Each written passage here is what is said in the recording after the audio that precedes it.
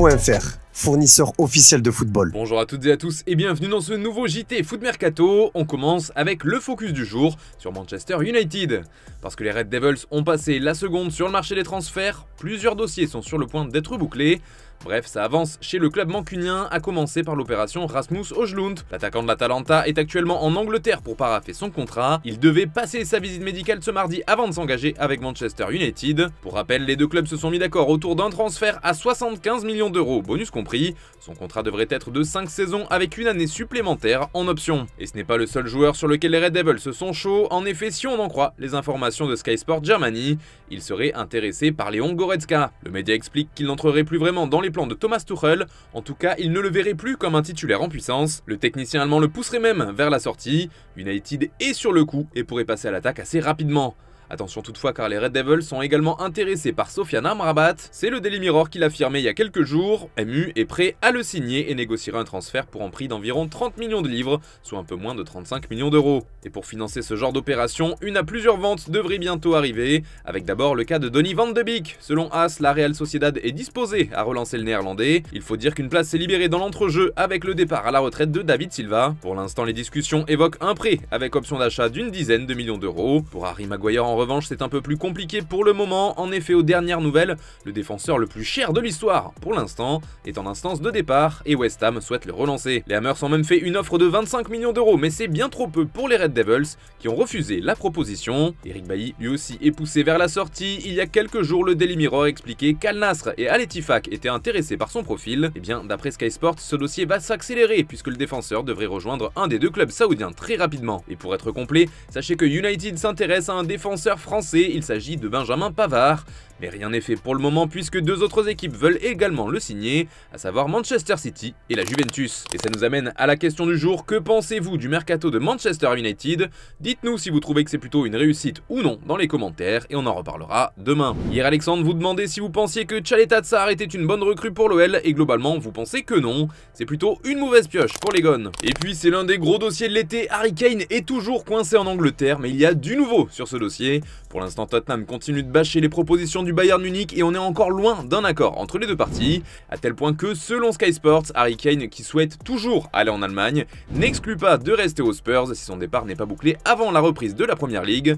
Le compte à rebours est donc lancé et il ne reste plus que 10 jours. Et oui, le premier match de championnat de Tottenham ce sera à Brentford le 13 août prochain. Toujours sur le mercato, les Catalans et Xavi vont pouvoir retrouver le sourire après le départ d'Ousmane Dembélé. En effet, un des renforts souhaités cet été devrait bientôt débarquer en Catalogne. D'après Record, le FC Barcelone est sur le point de conclure les négociations avec Manchester City pour Joao Cancelo. Une bonne nouvelle pour les Blaugrana, mais aussi pour le Portugais, qui n'était plus vraiment en odeur de sainteté du côté de Manchester City, d'autant que son prêt au Bayern Munich n'avait pas été un franc succès. En tout cas, le club bavarois n'avait pas souhaité lever son option d'achat. On part à Séville maintenant, avec des nouvelles de Sergio Rico, et elles sont bonnes. Le gardien espagnol a été victime d'un terrible accident à cheval qui a failli lui coûter la vie. Après un séjour en soins intensifs, il poursuivait sa convalescence à l'hôpital Virgen del Rocío de Séville. Suite à un anévrisme cérébral, il a dû repasser au bloc. Ce jeudi, Marca rapporte que l'opération a été un franc succès. D'ailleurs, sa femme Alba Silva a semblé plutôt optimiste sur ses chances de sortir prochainement de l'hôpital pour poursuivre son traitement à domicile. Tout va très bien et nous devons continuer à attendre pour pouvoir voir tout ce qu'ils lui ont fait. Nous avons entièrement confiance envers les professionnels de l'hôpital. Des nouvelles rassurantes et on souhaite bien évidemment un prompt rétablissement à Sergio Rico. Alexis Sanchez est toujours sans club, longtemps attendu du côté de l'OM pour une prolongation. Il semble plutôt se diriger vers un retour en Italie. En tout cas, c'est ce qu'affirme le Corriere della Sera qui explique qu'il a repoussé toutes les offres, qu'elles soient venues d'Espagne ou d'ailleurs, car il souhaite retourner en Serie A. Selon le quotidien transalpin, il attendrait un signe de son ancien club, l'Inter Milan. Sauf que, toujours d'après le média, le club lombard aurait fait de Gianluca Scamacca sa priorité offensive. Une offre de 22 millions d'euros a été transmise à West Ham. Bref, ça sent mauvais pour Sanchez qui pourrait bien attendre l'Inter encore quelques jours. Une mauvaise nouvelle à Chelsea maintenant car Christopher Nkunku est sorti sur blessure hier lors du match de préparation des Blues face au Borussia Dortmund. Après un duel dans la surface avec Mats Hummels, l'attaquant français s'est effondré et a ressenti une vive douleur au genou qui l'a empêché de poursuivre la partie. Après la rencontre, le coach Mauricio Pochettino s'est prononcé sur l'état de santé de son nouvel attaquant. Même s'il n'a pas voulu trop se mouiller, il s'est tout de même montré rassurant. How is Christopher Nkunku? We saw him with ice on his knee. What's the situation with him? Yes, the doctor are checking him. Hope it's not a big issue. But, you know, when he fell in the action, as maybe it was penalty in the chances to score, that he's feel something in his knee, but hope that is not nothing, no a big issue, and hope that it can be again quick with the team. But now we need few days to assess him until we know right to London.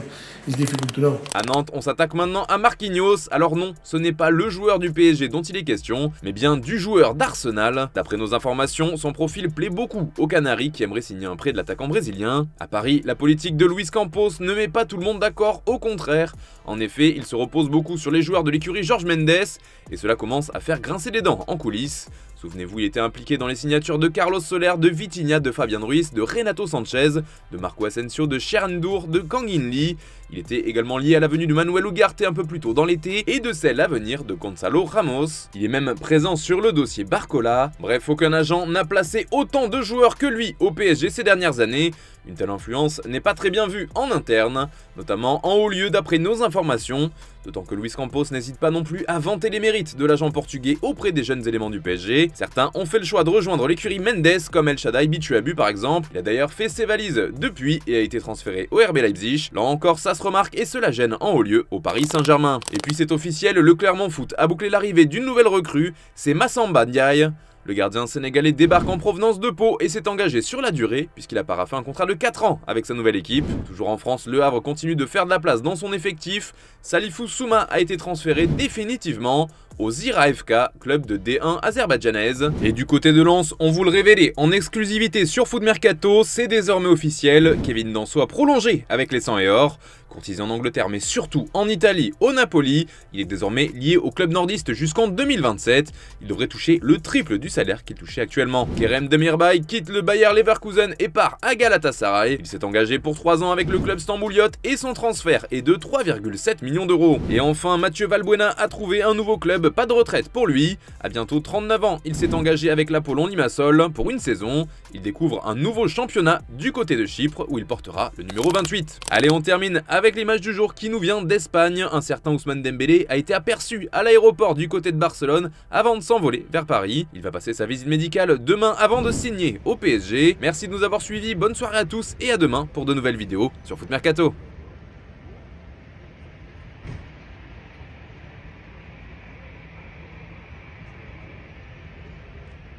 Ciao Germain.